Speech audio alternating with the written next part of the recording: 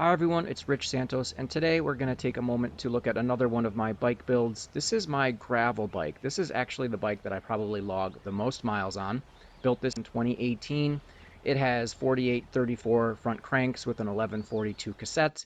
Built this for about 1400 bucks, and it's just over 20 pounds. The truth is, I actually took a whole video of shooting this bike build, and the audio was horrible and the lighting was horrible, so I'm not using any of it. But what I did, as usual, is I bought a carbon frame and fork from eBay. It cost $340 for the whole package. The frame was just under 1,200 grams. The fork was just under 500 grams. There's the headset, and I guess I had to buy the expander plug for the fork separately for another 14 bucks.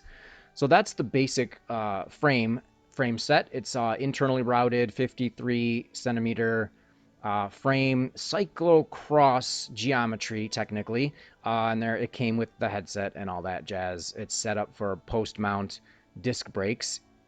There's my handwritten geometry chart. Fairly typical for cyclocross bikes with a 72.5-degree head angle. Certainly not long and slack, but I don't know, it feels fine to me on relaxed gravel rides.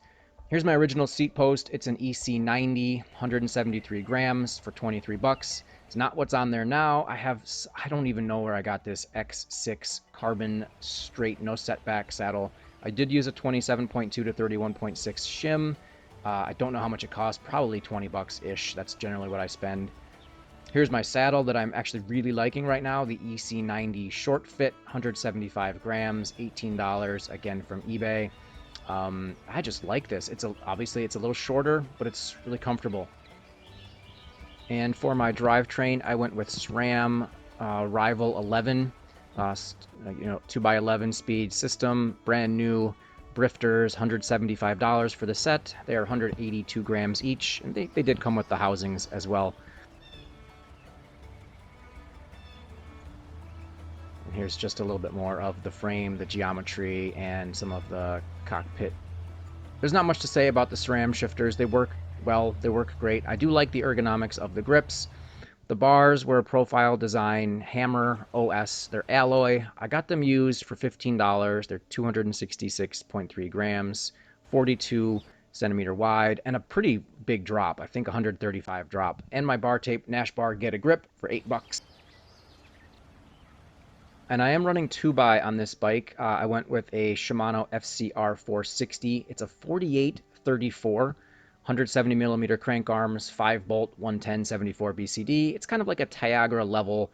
Came with the bottom bracket for $63. Just about 800 grams for the crankset, about 90 for the BB. I think this is sort of a European marketed, almost like a touring type. Maybe it was proto gravel, experimentation on Shimano's part. It's road geometry. It could be a 5034. I'm going to try to swap this out for a 4630 on the same crankset and follow me for that project. Front derailleur, I went with the Rival used for 12 bucks. Just because I found it on eBay and I didn't need a new one. I mean, whatever. It's a front derailleur.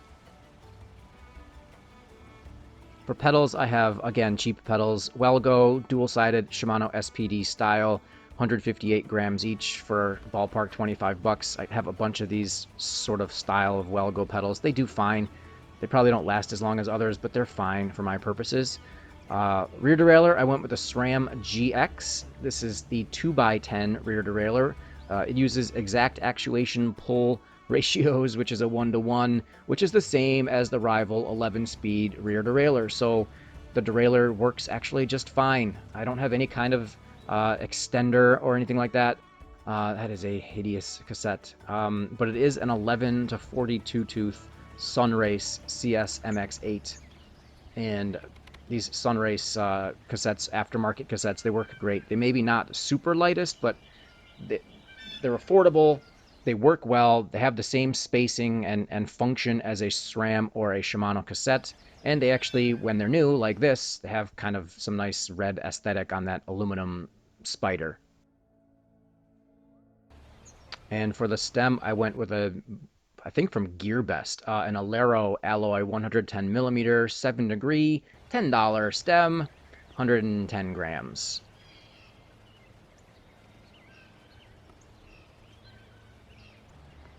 There's a picture of the cockpit in the bright morning sun. And I do always get a red top cap or a top cap to just make things a little bit different. For wheels, I went with Alex A-Class CXD5s. I've had these for a couple years now. They're disc specific, tubeless ready. They have a 17 millimeter inner width, which is probably narrowish for actually using it for gravel bikes, but it's what I have. They're set up for quick release. Got them for $195, about 870 grams for the front and just over 1,000 for the rear. That includes the skewers and the tape and everything. For tires, I generally run Kenda Small Block 8 Pros. I love the Small Block 8 Pros. I also run Kenda Happy Mediums in a 40. The Small Block 8s are in 32s. And this spring, I was trying some Schwalbe Kojak 35s. I hate them. I won't be using them. They're slow. They don't have tread. They're heavy. They're trash, in my opinion. But I love the Small Block 8s. I should and probably will soon spend more and get some real higher level gravel tires because it's about time. And I actually don't run tubeless. I run tubes on everything. I just haven't made the change. I've never tried it. I will sometime soon, but I still run tubes and I just don't get flats. For reference, that Schwalbe in there, although it was marketed as a 35, it really pumps up to about a 32 width on my frame. So that's how much clearance there was.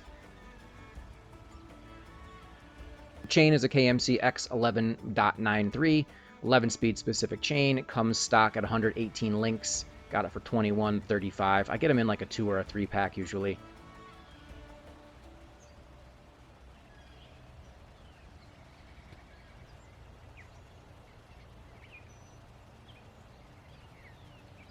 And then we have some of the finishing touches. I got bottle cages from Ibera for 50 grams each, about 20 bucks for the pair. Always have a frame pump. That's my Nash Bar Mini.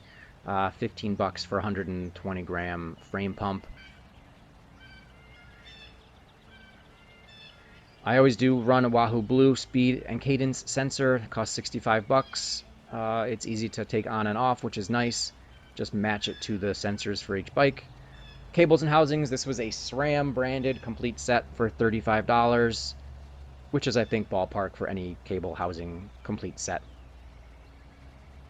For brakes, I went with the Juwintech R1s. These are mechanically actuated hydraulic disc brakes.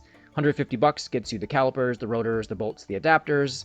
Calipers were 143 grams. The rotors were 123. That feels a little heavy, and the bolts add a couple extra grams.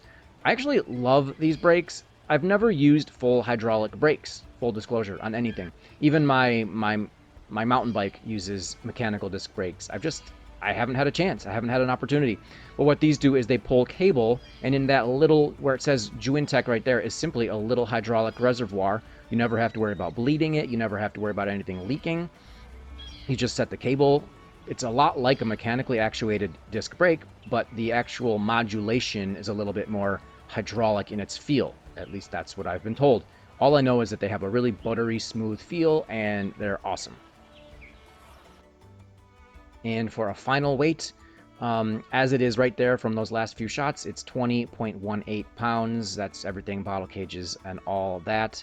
And here's a couple ending shots of what it looked like when it was first constructed. I have made some changes. That seat post is no longer on there. That saddle is no longer on there. I do ride with a saddle bag, and those are the 32C tires you see on there. And that's pretty much what I'm running as tires almost every day now, unless I'm going on a little bit rougher gravel.